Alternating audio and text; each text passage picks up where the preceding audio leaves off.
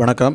தற்காலகட்டத்தில் நம்மளோட உணவு பழக்கவழக்கங்களும் மாறிடுச்சு. அது மட்டும் இல்லாமல் சுற்றுச்சூழல் சுகாதார சீர்கேடும் அதிகமாகிடுச்சுங்க. இதனால் என்ன பிரச்சனை அப்படின்னு பார்த்தீங்கன்னா, நம்ம பெரும்பாலானவர்களுக்கு தலைவலி, வயிற்று வலி, காய்ச்சல், மலச்சிக்கல், தோல் நோய்கள், சிலருக்கு வாந்தி, இருமல், காய்ச்சல், முகப்பருக்கள், முகத்தில் கரும்புள்ளிகள், இந்த மாதிரி பல பிரச்சனை இருக்குங்க. இந்த எல்லா பிரச்சனைக்கும் நம்ம தனித்தனியாக மருந்து சாப்பிட்றதுனால பல பக்க விளைவுகளும் ஏற்படும். இது எல்லாத்தையும் இயற்கை முறையில் தீர்க்கக்கூடிய ஒரே ஒரு மருந்து செடி இருக்குமா அப்படின்னு கேட்டிங்கன்னா, ஆமாங்க, அப்படி ஒரு செடி இருக்குங்க. அந்த செடியோட பேர் தான் நீங்கள் இப்போ படத்தில் பார்த்துட்ருக்கிற திருநீற்று பச்சிலை. இந்த திருநீற்று பச்சிலை பார்த்திங்கன்னா துளசி செடியோட குடும்பத்தை சேர்ந்த செடி தாங்க. இதோட இலை, செடி, பூ அப்படின்னு எல்லாமே துளசி செடி போலவே இருக்கும். பூ மட்டும் லேசான வெள்ளை கலந்த ஒரு ஊதா நிறத்தில் இருக்குங்க. இதோட செடி இலை பார்த்திங்கன்னா லேசான கார்ப்பு தன்மையோடு இருக்கும். இதில் நிறைய மருத்துவ பயன்கள் இருக்குங்க. இதை நாம் எப்படி மருந்தாக பயன்படுத்தலாம் அப்படின்னு பார்த்தோன்னா, முதல்ல இது தலைவலிக்கு ஒரு நல்ல மருந்தாக பயன்படுதுங்க. தலைவலி இருக்கிறவங்க இதோட இலைகளை கசக்கி தலையில் தேய்ச்சாலோ அல்லது இதோட இலைகளை கசக்கி முகர்ந்து பார்த்தாலோ தலைவலி பட்டுன்னு சரியாகுங்க. அடுத்து இந்த இலைகளை நம்ம சாதாரணமாக தேநீர் போல் கொதிக்க வச்சு பனங்கற்கண்டு சேர்த்தோ அல்லது பனங்கற்கண்டு சேர்க்காமலே நம்ம இதை குடிக்கும்பொழுது என்ன ஆகும்னா, இது ஒரு நல்ல வியர்வை சுரப்பியாக இருக்குங்க.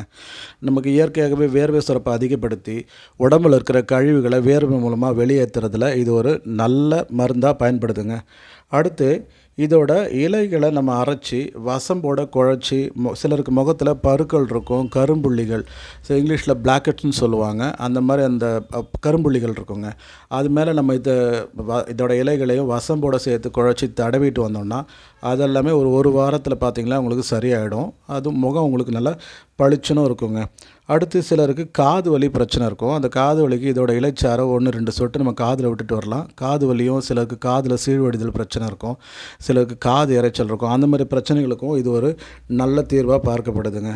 காய்ச்சலுக்கு இது ஒரு நல்ல மருந்துங்க. சிலருக்கு நல்ல விஷ காய்ச்சல் மாதிரி இருக்கும். அந்த மாதிரி காய்ச்சல் இருக்கிற நேரத்தில் இந்த இலைகளை நல்லா கொதிக்க வச்சு கொஞ்சம் மிளகும் மஞ்சளும் சேர்த்து நம்ம கஷாயமாக்கி பனங்கற்கண்டு நம்ம டேஸ்ட்டுக்காக பனங்கற்கண்டு கொஞ்சம் சேர்த்து குடிச்சிட்டு வந்தோம்னா காய்ச்சல் படிப்படியாக குணமாகுங்க.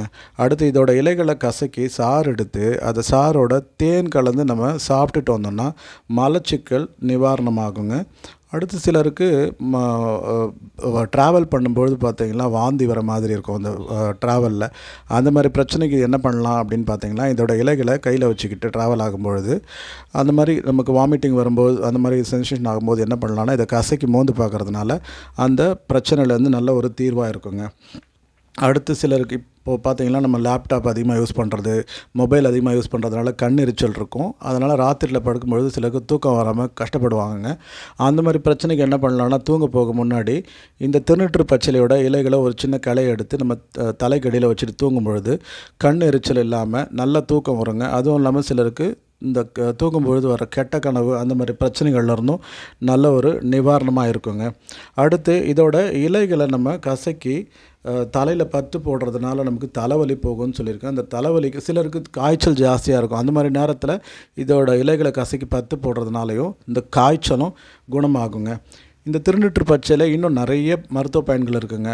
முக்கியமாக இது பார்த்திங்கன்னா மலச்சிக்கலும் தீரும் அப்படின்னு சொல்லியிருக்கேன். இதை வளர்க்குறதும் ரொம்ப ஈஸியான ஒரு விஷயந்தாங்க.